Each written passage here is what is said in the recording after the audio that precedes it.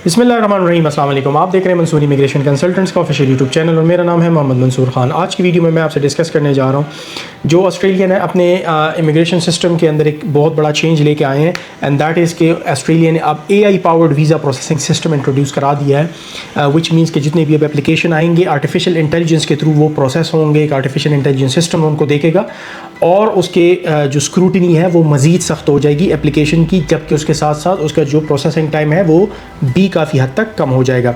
सो आज की वीडियो हमारी इस टॉपिक के हवाले से है और ये उन लोगों के लिए बड़ा ज़रूरी है जो कि स्टडी वीज़ा, विज़िट वीज़ा या वर्क वीज़ा या इमिग्रेशन के लिए अप्लाई करना चाह रहे हैं ऑस्ट्रेलिया के लिए। वो ये वीडियो आखिर तक ज़रूर देखें और हमारे यूट्यूब चैनल को ज़रूर लाइक करें, सब्सक्राइब करें, शेयर करें, बेल का आइकन दबाएं ताकि आने वाली वीडियोस की नोटिफिकेशन भी आपको मिलती रहे। और इसके साथ साथ हमारे जो दूसरे सोशल मीडिया प्लेटफॉर्म्स हैं जैसे हमारा फेसबुक, फिर हमारा ट्विटर, लिंक्डइन, इंस्टाग्राम, टिकटॉक, ये अकाउंट्स भी @मंसूरी कंसल्टेंट्स आप सर्च करेंगे तो आपके सामने आ जाएंगे। इसको फॉलो करें तो आपको मज़ीद इस तरह की इंफॉर्मेटिव वीडियोस, अपडेटेड इन्फॉर्मेशन, तमाम कंट्रीज़ के हवाले से अपडेटेड इन्फॉर्मेशन आपको मिलती रहेगी। So let's start with our video. और आज की वीडियो में जो मैं एक बहुत बड़े चेंज की बात करने लगा हूँ जो कि इमिग्रेशन सिस्टम के अंदर आ गई है ऑस्ट्रेलिया के, that is the AI powered visa processing system. ये एक नई टेक्नोलॉजी है जिसको डिज़ाइन किया गया है ताकि वीज़ा डिसीजंस जो हैं उसको फास्टर किया जाए और एफिशिएंट किया जाए। पहले जो है आपको काफ़ी लोगों को पता होगा, मालूम होगा कि आपको महीनों इंतज़ार करना पड़ता था अपने डिसीजन के लिए, लेकिन अब जो है ये सिर्फ मैटर ऑफ डेज़ की बात रह गई और अब आपको जो है क्विक डिसीजंस आएंगे। ये सिस्टम चूँकि है तो बड़ा फास्टर हो जाएगा इससे, AI पावर्ड सिस्टम जो है प्रोसेसिंग, लेकिन काफ़ी हद तक स्ट्रिक्टर होने जा रहा है क्योंकि अब आपकी जो इन्फॉर्मेशन है उसके अंदर जो लूप होल है, एम्बिग्विटीज़ है, उसको आप नहीं छुपा सकेंगे। So Australia department of home affairs जो है उन्होंने ये इम्प्लीमेंट किया ये एडवांस AI सिस्टम, और ये बड़ा रोबस्ट किस्म का उन्होंने एक सिस्टम तैयार किया है और ये बेसिकली एक रूल्स इंजन की तरह काम कर रहा होता है कि जो उन्होंने रूल्स आइडेंटिफाई किए हैं इसको वो उन रूल्स के ऊपर आपके तमाम इन्फॉर्मेशन जो आपने प्रोवाइड की होती है अपनी एप्लीकेशन के अंदर उसके ऊपर आपकी असेसमेंट कर रहा होता है। जैसे ही आपकी एप्लीकेशन ऑनलाइन जमा हो जाती है उसी मोमेंट AI जो है वो अपना काम यानी एनालाइजिंग जो इसका काम है वो आपकी फ़ाइल की ऑटोमेटिकली स्टार्ट कर देता है। आपकी पहले बायोमेट्रिक इन्फॉर्मेशन लेता है और वो तमाम जो बॉर्डर सिक्योरिटी डेटा बेसिस होते हैं उनके साथ रियल टाइम में शेयर करके चेक कर रहा होता है कि इस बंदे के ख़िलाफ़ किसी और कंट्री में, ऑस्ट्रेलिया में कोई क्रिमिनल रिकॉर्ड, कोई और इमिग्रेशन का मसला तो नहीं रहा है, तो वो डायरेक्ट चेक हो जाता है। फिर क्रॉस चेक होती है इन्फॉर्मेशन गवर्नमेंट इंस्टीट्यूशंस के साथ भी आपकी, जैसे कि ऑस्ट्रेलियन टैक्स ऑफिस है या जो सेंटर लिंक है उसके साथ आपकी इन्फॉर्मेशन फिर चेक होना शुरू हो जाती है। इसके अलावा जो सेकंड चीज़ ये टारगेट करने लग जाता है that is your employment history, salary details, personal record as compare to जो डिफरेंट डेटा बेसिस के अंदर आपका वो पड़ा होता है, डेटा पड़ा होता है उसके साथ। यानी जैसे अगर वो आपकी जॉब की डिटेल्स देना चाहते हैं तो आपकी लिंक्डइन प्रोफाइल को टारगेट कर लेता है। जैसे अगर वो आपकी सैलरी की कंफर्मेशन चाह रहा होता है तो आपकी FBR के अंदर जो टैक्स रिटर्न्स आपने प्रोवाइड किए हैं वहाँ से वो देख रहा होता है कि वहाँ पे क्या सैलरी जो है रिपोर्ट कर रहा है और हमें यहाँ पे इसमें क्या बताइए। तो ये बहुत चीज़ें अब इनकन्सिस्टेंसी जो हैं ये इसके ऊपर आपको एक छोटी से गलती के ऊपर भी आपको पकड़ा जाएगा। अगर कोई अनयूजुअल इन्फॉर्मेशन आती है तो जो एप्लीकेंट होगा वो इमीडिएटली फ्लैग हो जाएगा और उस टाइम पे फिर ह्यूमन जो इमिग्रेशन या वीज़ा ऑफिसर होंगे वो फिर इंटरफेरेंस करेंगे और वो आपके केस को मैनुअली देखेंगे कि क्या वाकई जो इसने हमें डिटेक्ट करके ये चीज़ बताई है तो ये रियल है, या AI भी बाद ज़ाहिर बातें गलती कर सकता है क्योंकि उसको रूल्स आइडेंटिफाई हुए तो वो उन रूल्स के ऊपर एक रूल्स इंजन की तरह काम कर रहा होता है। सो एक जो मोस्ट इंपॉर्टेंट फीचर है इस सिस्टम का वो है डिसीजन रेडी अप्रोच, इसको कहते हैं। What is mean by decision ready approach कि जो तकरीबन गवर्नमेंट से ऑस्ट्रेलियन गवर्नमेंट ये एक्सपेक्ट कर रही है कि तकरीबन 70% स्ट्रेट फॉरवर्ड वीज़ा एप्लीकेशन जो होते हैं वो ऑटोमेटिकली AI जो है वो प्रोसेस करके हमें दे देगा और हमें कोई इंटरेक्शन इसके अंदर नहीं होगी। और इसके अंदर ये भी इसका मतलब है कि जो कंप्लीट और लो रिस्क एप्लीकेशन है वो फास्टर यानी जल्दी, जिनके अंदर कोई एम्बिग्विटी नहीं है, डॉक्यूमेंट्स ओके हैं, एप्लीकेशन के अंदर जो इन्फॉर्मेशन है वो करेक्ट है तो वो फ़ौरन से अप्रूव भी हो जाएंगी। लेकिन अगर फ़ौरन से अप्रूव हो रही हैं तो डेफिनेटली फ़ौरन से रिफ्यूज़ल्स भी आएंगी, ये आपको चीज़ जहन में रखनी है। और लेकिन अगर किसी एप्लीकेशन के अंदर मिस्टेक्स होंगी, कोई इनकम्प्लीट इन्फॉर्मेशन होंगी तो डेफिनेटली वो रिजेक्शन भी उसी तरह क्विक ही होगी। और एफिशिएंट का मतलब ये है कि एक्सेप्टेंस जल्दी है तो साथ उसकी रिजेक्शन भी जल्दी है। सो अब एप्लीकेंट जो हैं उनके लिए एक और फ़ायदा ये है कि वो अपने एप्लीकेशन को रियल टाइम के अंदर ट्रैक कर सकेंगे अपने डिजिटल पोर्टल के ऊपर। और वो अपने जो अपडेट्स हैं उनकी फ़ाइल के बारे में या एडिशनल डॉक्यूमेंट्स अगर उनसे मांगे जाते हैं वो तमाम डिटेल्स वो अब ऑनलाइन देख सकेंगे। और जो सिस्टम होगा वो हर डॉक्यूमेंट को सेपरेटली एवेलुएट करेगा जो उन्होंने सबमिट किया गया है, और ताकि उसकी एक्यूरेसी या कंप्लीटनेस जो है उसको देखा जाए।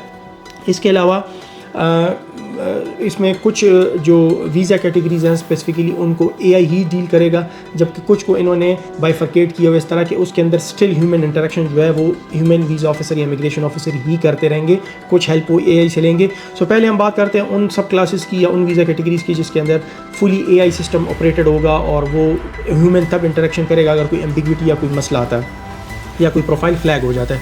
सो सबसे पहले इसके अंदर है स्टूडेंट वीज़ा सब क्लास 500, यानी अब स्टूडेंट के वीज़े जल्दी लगना शुरू हो जाएंगे या जल्दी एक्सेप्ट होंगे या रिजेक्ट होंगे। और इसके अलावा जो स्किल इन डिमांड वीज़ा है 482 सब क्लास, उसका वो भी एआई प्रोसेस करेगा। तकरीबन 15 डेज़ इसकी एक्सपेक्टेड टाइम होगा। स्टूडेंट वाला जो है 25 डेज़ में और सब क्लास 482 वाला जो है वो 15 डेज़ के अंदर होगा। और इसके अंदर जो मेन चीज़ चेक होगी वो होगी एम्प्लॉयमेंट डिटेल्स, सैलरी इन्फॉर्मेशन जो मार्केट स्टैंडर्ड है कि उसके साथ मैच कर रही है या नहीं। इसके अलावा विजिटर वीज़ा, और विजिटर वीज़ा जो है वो भी अब एआई सिस्टम डील करेगी और उसके अंदर वो ये देखेगी कि क्या एप्लीकेंट जो इसकी स्ट्रॉन्ग ट्रैवल हिस्ट्री है और इसके कोई रिस्क इंडिकेटर्स तो नहीं है। तो जो विजिटर वीज़ा के अंदर बेसिक रिस्क इंडिकेटर्स देखे जाते हैं वो वाले रिस्क इंडिकेटर्स तमाम यहाँ पे जो एआई है वो देखती जाएगी।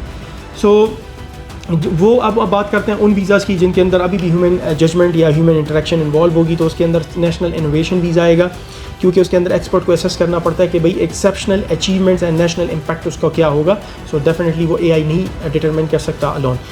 फिर पार्टनर वीज़ा जो है उसके अंदर ह्यूमन ऑफिसर जो है उसकी इंटरेक्शन होगी, क्योंकि वो जो जेन्युइननेस ऑफ रिलेशनशिप है उसको डिटरमिन करने के लिए उसके अंदर इंटरेक्शन करेगा और वो ज़रूरी है। और इसके अलावा डेफिनेटली इमोशनल फैक्टर्स भी होते हैं। अगर पार्टनर्स वीज़ा होता है, शादीशुदा जोड़ा हो, तो वो उन चीज़ों को तमाम को देखेगा। फिर एम्प्लॉयर स्पॉन्सर्ड वीज़ा जो होते हैं या रीजनल स्पॉन्सर्ड वीज़ा, उनके अंदर जो है 484 सब क्लास जो है वो भी ह्यूमन इंटरेक्शन या ह्यूमन वीज़ा ऑफिसर की इंटरेक्शन जो है वो लाजम होगी, ताकि वो कम्प्लेक्स जो एम्प्लॉयर रिलेशनशिप या जॉब वेरिफिकेशन है उन चीज़ों को देख लें। अब इसके अंदर जो सबसे बड़ा एक रिस्क है इस सिस्टम का, that is called the public interest criterion 4020, which we call in normal term के इस बंदे पे बैन लग गया। ये रूल कब ट्रिगर होता है? PIC इसको कहते हैं, PIC 4020 यानी PIC 4020। बेसिकली ये ट्रिगर तब हो जाता है जब आप कोई फाल्स या मिसलीडिंग गलत इन्फॉर्मेशन देते हैं अपने एप्लीकेशन के अंदर, और इवन अगर आपने इनकरेक्ट इन्फॉर्मेशन दे दी है एक्सीडेंटल तौर पे, तब भी इसको वो मिसलीडिंग ही कंसिडर करते हैं और वो आपके ऊपर सीधा सीधा बैन लगा सकता है। अच्छा, मोस्ट केसेस में ये होता है कि आपको बाज़ औक़ात ऑस्ट्रेलिया वीज़ा दे भी देता है, लेकिन रिसेंटली हमने देखा है कि बहुत सारे लोग जो हैं उनको ऑस्ट्रेलियन एयरपोर्ट से डिपोर्ट किया जा रहा है। सो आपने बड़ा एहतियात करना है अब ऑस्ट्रेलिया की वीज़ा के केसेस में। सो नॉर्मल केसेस में ये 3 ईयर बैन लगाते हैं PIC 4020 के तहत, लेकिन जो सीवियर केसेस होते हैं, सीरियस केसेस होते हैं, उसमें अप टू 10 ईयर्स का जो है बैन लग जाता है। और इसके साथ साथ जो AI सिस्टम होगा अब वो इतना कैपेबल हो गया कि वो कंडक्ट करेगा डिटेल फोरेंसिक चेक, उसके साथ कंपेयर करेगा एप्लीकेशन डेटा जो कि टेक्स्ट रिकॉर्ड होगा, LinkedIn profile, international education database, and जो आपके प्रीवियस वीज़ा एप्लीकेशंस होंगे उन सब के साथ आपकी ये चीज़ें कंपेयर करेगा। तो ये AI का एक बहुत बड़ा जो है वो फ़ायदा कह सकते हैं कि वो बहुत मेजॉरिटी और वास्ट लेवल के ऊपर इंफॉर्मेशन कलेक्ट करके देगा। अनदर कॉमन जो प्रॉब्लम होगी वो ये है कि द फाइनेंशियल पैडिंग ट्रैप, जो जिसको हम कहते हैं financial padding trap. So what is financial padding trap? Basically होता क्या है कि आप किसी कंट्री में वीज़ा के लिए अप्लाई कर रहे हो, सडनली आपने एक बहुत बड़ी अमाउंट अपने बैंक के अंदर डिपॉजिट कर ली, किसी से लोन लेके या किसी इन्वेस्टर से लेके। लोग करते हैं इसको हम अनमेंटेन बैंक स्टेटमेंट कहते हैं। मेंटेन जो बैंक स्टेटमेंट होती है उसके अंदर अगर आप ये हरकत करते हैं तो ये एक ऐसी चीज़ है कि डायरेक्टली ये वीज़ा ऑफिसर को इंटिमिडेट कर देती है कि भाई ये फ्लैग हो जाती है कि भाई ये तो रेड फ्लैग है।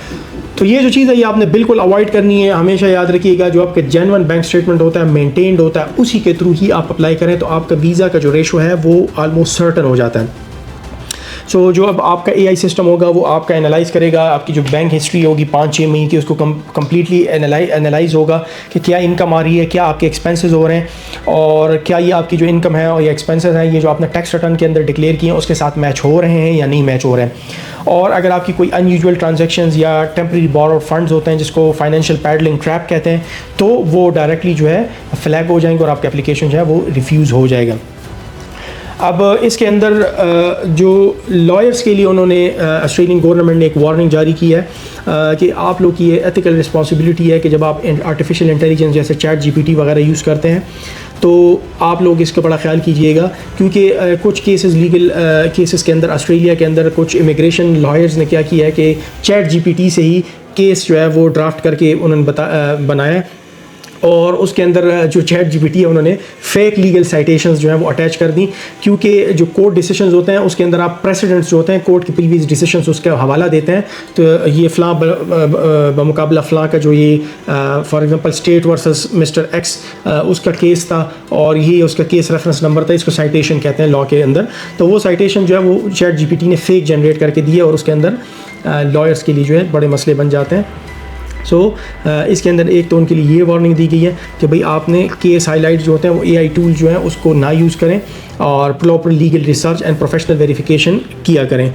और इसके अलावा उन्होंने जो दूसरी वार्निंग उनके लिए दी है वो ये है कि कॉन्फिडेंशियलिटी का बड़ा ख्याल रखा जाए कि आप जैसे किसी क्लाइंट का नाम, उसका date of birth, visa number, case history public AI platform ChatGPT वगैरह के ऊपर डाल लेते हैं तो ये उसकी प्राइवेसी जो है उसको या उसकी कॉन्फिडेंशियलिटी जो है उसको ब्रीच कर सकती है। उसकी डिटेल जो है वो एक सिस्टम के अंदर आप डाल रहे हैं जो कि आपको नहीं पता कि पीछे से वो सिस्टम क्या गंद कर सकता है, उस बंदे के लिए, उस कस्टमर के लिए क्या इश्यूज़ बन सकते हैं।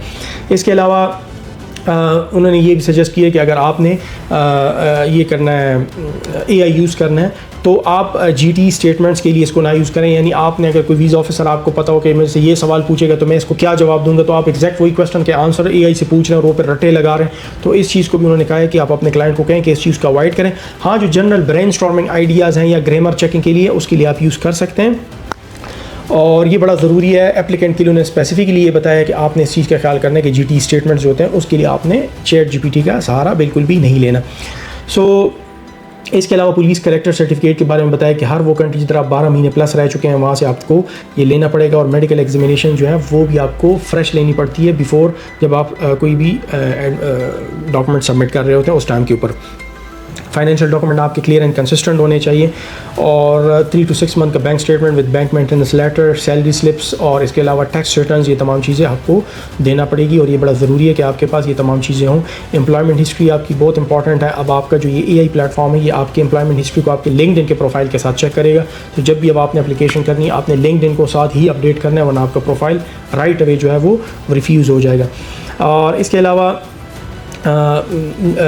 जो मैंने आपको बताया स्टूडेंट्स के लिए genuine temporary entrance statements, GT statements जो होते हैं वो नॉर्मली स्टूडेंट्स के कॉपी पेस्ट करते हैं एआई से, तो उसका बड़ा, वो मैंने पहले ऑलरेडी बता चुका हूँ कि उसका बड़ा ख्याल करें कि जो एक नया ये एआई सिस्टम है ये बेसिकली डिटेक्ट कर लेता है कि जेनेरिक या जो टेम्पलेटेड स्टेटमेंट्स होते हैं वो उनमें अंदर क्या फ़र्क है और वो उसको डायरेक्टली जो है डिटेक्ट कर लेते हैं। So basically they are expecting कि स्टूडेंट जो है वो अपने ओन स्टेटमेंट यानी अपनी वर्डिंग्स के अंदर एक नेचुरल लैंग्वेज स्पेसिफिक डिटेल जो है वो प्रोवाइड करें कि आपके एजुकेशन गोल क्या है, आपका करियर प्लान क्या है, पर्सनल बैकग्राउंड क्या है। ये 3 नॉर्मल क्वेश्चंस होते हैं तो वो भी स्टूडेंट्स हमारे माशाल्लाह बैठ के जो है ना वो चैट जीपीटी से कॉपी करना स्टार्ट कर देते हैं। इसके अलावा वो जो एप्लीकेंट्स हैं जो सेंसिटिव टेक्नोलॉजी सेक्टर जैसे कि artificial intelligence, quantum computing, biotechnology, advance manufacturing वगैरह के अंदर या इन फील्ड्स के अंदर काम करते हैं तो उसके ऊपर एक्स्ट्रा स्क्रूटनी जो है वो अप्लाई होगी और वो अब उनके लिए ये है कि उनका प्रोसेस भी जो है वो लंबा टाइम लेगा। इन केसेस के अंदर जो है वो ये सजेस्ट करते हैं कि सिविलियन पर्पस ऑफ रिसर्च या प्रोफेशनल वर्क जो है उसको आप मेंशन करें, एक्सप्लेन करें। जो ओवरऑल ये न्यू इमिग्रेशन का सिस्टम है जो कि एआई पावर्ड है वो एप्लीकेंट्स को तो रिवार्ड करता ही करता है जो कि अपना एक स्ट्रॉन्ग एंड ऑनेस्ट एप्लीकेशन तैयार करते हैं या करेंगे, लेकिन उसके साथ साथ ये पनिश भी करेगा उन लोगों को जो कि शॉर्टकट्स मारते हैं, इनकम्प्लीट डॉक्यूमेंट देते हैं या फॉल्स इन्फॉर्मेशन देते हैं। और इसके साथ इसका एक बड़ा फ़ायदा ये है कि डिसीजन जो है एक्सेप्टेंस या रिजेक्शन के वो फास्टर हो जाएंगे और ज़्यादा एक्यूरेसी या ट्रांसपेरेंसी आ जाएगी। इन 2026 मेरी सजेशन ये है कि जो सक्सेसफुल वीज़ा एप्लीकेशंस होंगे आप लोगों के, that will depend on your careful preparation, truthful documentation and professional guidance. ये आपके लिए बड़ा ज़रूरी है कि आप इन चीज़ों को समझें। बहुत निटिग्रिटीज़ होती हैं, बहुत बारीकियाँ होती हैं, उनको आपको देखनी पड़ती हैं इवन विजिट वीज़ाज़ के केसेस में भी, और इसके ऊपर आपका जो है पूरा केस डिपेंड करता होता है। सो आई होप आपको ये वीडियो जो है वो ये पसंद आई होगी। Thank you so much for watching this video. हमारे यूट्यूब चैनल को ज़रूर लाइक करें, सब्सक्राइब करें, शेयर करें, बेल का आइकन दबाएं ताकि आने वाली हमारी वीडियोज़ की नोटिफिकेशंस आपको मिलती रहें।